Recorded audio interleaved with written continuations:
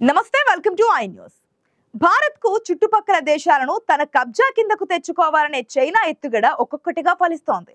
శ్రీలంకతో తాజాగా జరిగిన ఎన్నికల ఫలితాలు చైనాకు అనుకూలంగా మారాయి. బంగ్లాదేశ్ లో భారత్ కు అనుకూలంగా ఉన్న ప్రభుత్వాన్ని పడగొట్టినట్లే శ్రీలంకలో కూడా భారత్ వ్యతిరేక కుట్రకు తెరలేసింది. శ్రీలంక ఎన్నికల్లో భారత్ ను వ్యతిరేకించే శక్తులకు విజయం చేకూరేలా పొరుగున ఉన్న చైనా ఎత్తుగడ వేసి ఫలితం రాబట్టింది. తీవ్ర ఆర్థిక సంక్షోభంలో కూరుకుపోయిన శ్రీలంకను అనేక విధాలుగా ఆదుకున్న చైనా ఇప్పుడు ఆ దేశాన్ని గుప్పెట్లో పెట్టుకుని భారత్ చుట్టుపక్కల పాగా వేసే పనిని వేగవంతం చేయాలని ప్లాన్ సిద్ధం చేసింది. శ్రీలంకను అడ్డాగా చేసుకుని చైనా ఏం చేయబోతుందనే విషయాలపై భారత్ కూడా దృష్టి సారించింది. శ్రీలంక రాజకీయాల్లో వచ్చిన పెను మార్పు భారత్ కు కాస్త ఇబ్బందిగా మారింది.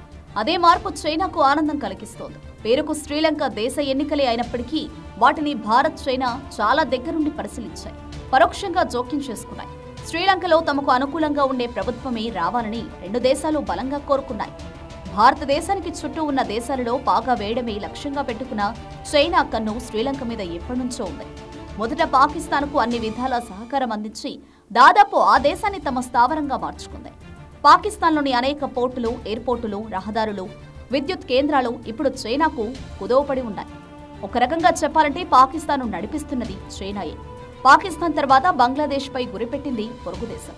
అక్కడి భారత్ అనుకూల హసీనా ప్రభుత్వాన్ని పడగొట్టడంలో చైనా ప్రమేయం ఉందన్నది బహిరంగ రహస్యమే. ఇప్పుడు శ్రీలంక కూడా చైనాకు దగ్గరయ్యే అవకాశాలున్నాయి. శ్రీలంకలో ఏర్పడిన తీవ్ర ఆర్థిక, రాజకీయ సంక్షోభాలను పరిష్కరించే నెపంతో చైనా ఆ దేశ వ్యవహారాల్లో బాగానే జోక్యం చేసుకుంది. శ్రీలంక ఆర్థిక సంక్షోభం నుంచి బయటపడే విషయంలో చైనా చాలా సాయం చేసింది. అనేక ప్రాజెక్టులకు నిధులు సమకూర్చింది. తద్వారా శ్రీలంక పౌరుల్లో, ప్రభుత్వంలో చైనా పలుకుబడి పెరిగింది. ఈ నేపథ్యంలోనే సెప్టెంబర్ 21న శ్రీలంకలో ఎన్నికలు జరిగాయి.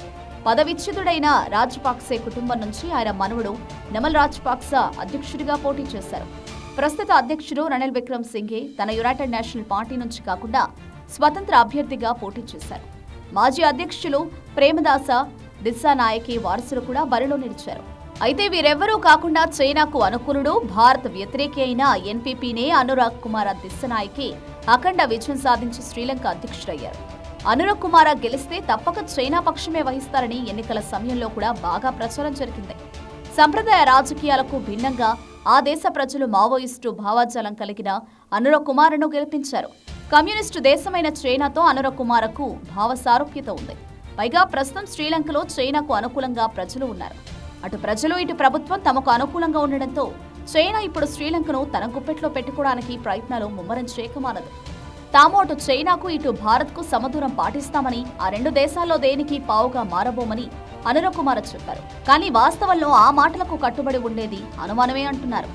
కొత్తగా ఏర్పడిన ప్రభుత్వం తటస్థంగా ఉండడం మాత్రం సాధ్యం కాదని దౌత్య నిపుణులు అంచనా వేస్తున్నారు. విధిగా ఇటు భారత్ పక్షమో, అటు చైనా పక్షమో తీసుకోవాల్సి ఉంటుందనే అభిప్రాయాలు కూడా వ్యక్తమవుతున్నాయి. మొన్నటిదాకా బాధ్యతల్లో ఉన్న అధ్యక్షుడు రనిల్ మాత్రం ఎటూ పూర్తిగా కాకుండా అందరితో సత్సంబంధాలు నేర్పుతూ వచ్చారు. కానీ చైనా ఇప్పటికే శ్రీలంకలో చాలా పెట్టుబడులు పెట్టింది. భవిష్యత్తులో కూడా చైనా అవసరం శ్రీలంకకు ఉంది. రనిల్ అధ్యక్షుడిగా ఉన్న సమయంలో భారతదేశానికి చెందిన కంపెనీల వ్యాపారాలను శ్రీలంకలో ప్రోత్సహించారనే పేరుంది. ముఖ్యంగా నిబంధనలకు విరుద్ధంగా భారత కంపెనీలకు లబ్ధి చేకూర్చారని ఆరోపణ కూడా ఉంది. ఎన్నికల్లో ఈ అంశం కూడా ప్రధానమైపోయింది. చైనా మాత్రం ఖచ్చితంగా మావోయిస్టు భావజాలం కలిగిన అనురాగ్ కుమారనే గెలవాలని కోరుకుంది. వారు అనుకున్నదే జరిగింది. ఇప్పటికే అటు పాకిస్తాన్, ఇటు బంగ్లాదేశ్, మరోవైపు మాల్దీవులు భారత్ వ్యతిరేకులుగా మారారు. శ్రీలంకలో కూడా అదే పరిస్థితి వస్తే ఎలా ఎదుర్కోవాలనే విషయంలో భారత విదేశాంగ శాఖ కసరత్తు ప్రారంభించింది. శ్రీలంక పరిణామాలను నిశ్చితంగా గమనిస్తుంది. శ్రీలంకకు చైనా ఎంత సాయం చేసినప్పటికీ గతంలోనూ ప్రస్తుతంలోనూ భారత్ కూడా బాగానే సాయపడింది. కాబట్టి వచ్చే ప్రభుత్వం పూర్తిగా చైనా పక్షం తీసుకుంటుందనే విషయంలో భారత్ అంత ఆందోళన చెందడం లేదని విదేశాంగ నిపుణులు అంటున్నారు. అయితే చైనా ఎత్తుగడ మాత్రం మరోలా ఉంది. భారత్ చుట్టుపక్కల దేశాల్లో పాగా వేసి సైనిక స్థావరాలు నిర్మించుకునే పనిలో పడింది.